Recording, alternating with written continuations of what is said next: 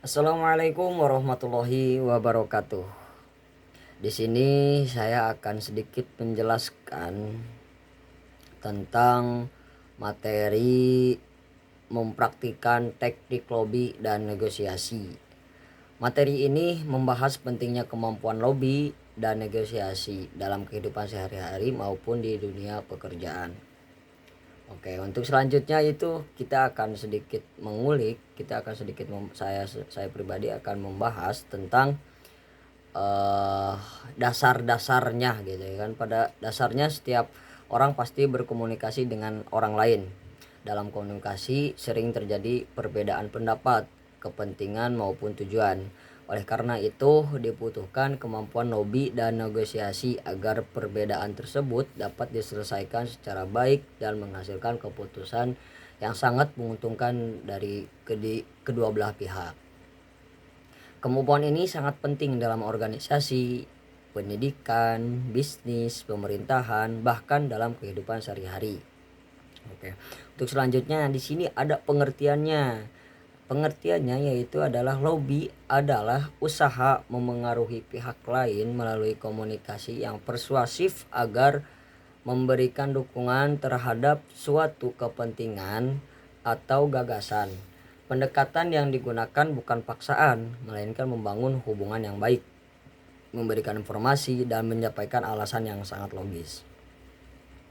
Dan sedangkan negosiasi adalah proses komunikasi antara dua pihak atau lebih yang memiliki kepentingan berbeda atau untuk mencapai kesepakatan bersama. Dalam negosiasi terjadi proses diskusi dan tawar-menawar sehingga diperoleh solusi yang dapat diterima oleh semua pihak atau dikenal dengan istilah win-win solution begitu. Dan perbedaan utama dari keduanya adalah lobby dilakukan untuk memperoleh dukungan sebelum keputusan diambil, sedangkan negosiasi dilakukan ketika ada perbedaan kepentingan yang harus disepakati bersama. Dan untuk selanjutnya, apa tujuan dan manfaatnya? Nah, dan tujuan dan manfaatnya, tujuan lobby adalah memperoleh dukungan, membangun hubungan yang baik, serta meningkatkan peluang diterimanya suatu usulan. Sementara itu, tujuan negosiasi adalah mencapai kesepakatan yang adil, menyelesaikan konflik secara damai, dan menghasilkan keputusan yang menguntungkan kedua belah pihak. Nah, manfaatnya apa? Nah, di sini saya akan sedikit menjelaskan tentang manfaatnya. Manfaat lobby antara lain memperluas jaringan kerjasama, meningkatkan kemampuan komunikasi, serta membangun kepercayaan. Sedangkan manfaat negosiasi yaitu mengurangi konflik, menghemat waktu, dan biaya penyelesaian masalah, serta menjaga hubungan baik dalam jangka panjang.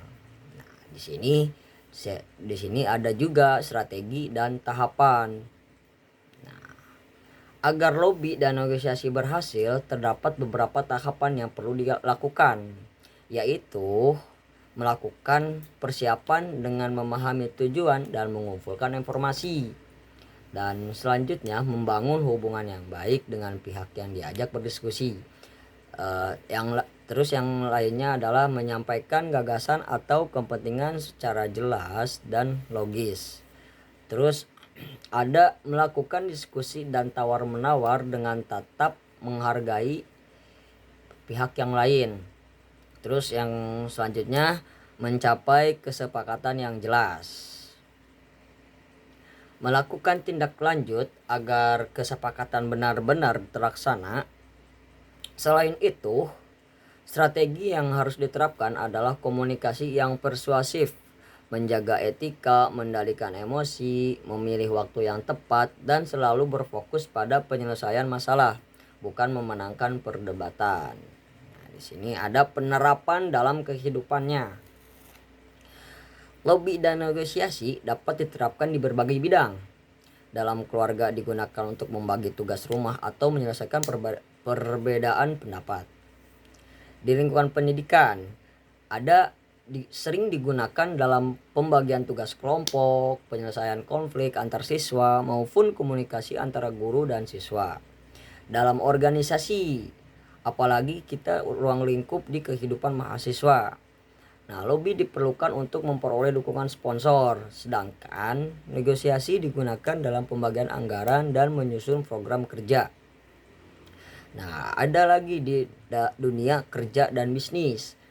Di dunia kerja dan bisnis itu sangat dipentingkan, apalagi mencakup di dunia pekerjaan ya. Kemampuan ini sangat penting, sangat menentukan gaji kita, menyusun kontrak kerja, mencari investor, memperoleh izin usaha, hingga menjalin kerjasama dengan berbagai pihak. Bahkan dalam pemerintahan dan hubungan internasional sekalipun, lobby serta negosiasi menjadi alat penting dalam penyusunan kebijakan dan kerjasama antar negara. Di era digital, proses tersebut juga dapat dilakukan melalui media daring tanpa mengubah prinsip dasar komunikasi yang baik. Nah, di sini yang terakhir saya akan menyimpulkan kesimpulan yang tadi yang saya telah disampaikan tadi di pembahasan materi teknik lobby dan negosiasi, yaitu teknik lobby dan negosiasi merupakan keterampilan komunikasi yang sangat penting. Lobby bertujuan memperoleh dukungan melalui pendekatan persuasif, sedangkan negosiasi bertujuan mencapai kesepakatan yang saling menguntungkan.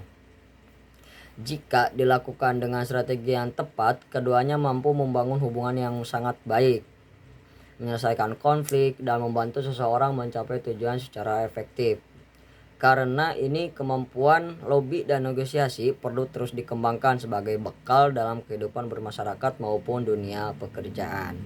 Mungkin itu saja yang bisa saya sampaikan dari materi tentang teknik lobby dan negosiasi. Mohon maaf bila banyak kata ataupun yang nggak enak yang didengar, mohon maaf.